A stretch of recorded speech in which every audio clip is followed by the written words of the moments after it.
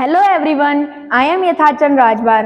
Today I am going to do an experiment on the topic Tyndall effect. So let's firstly understand what is Tyndall effect.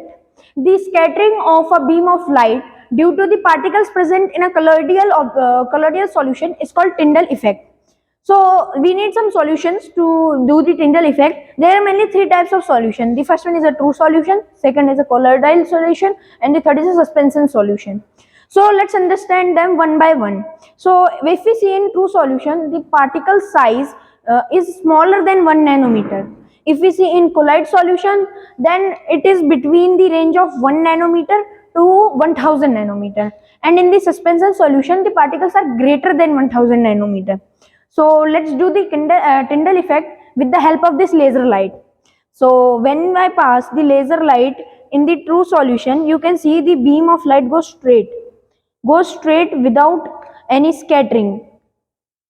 So now let's do the Tyndall effect in a colloid solution.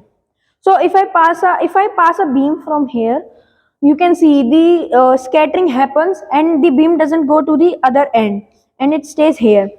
Now let's do this in the suspension solution, but there's a catch with suspension solution that we need to mix it because the particles present in it are very heavy and settle down in the bottom. So let's firstly mix it. So after mixing a little bit, when we pass this laser from in the suspension solution, then this doesn't go straight. It holds here.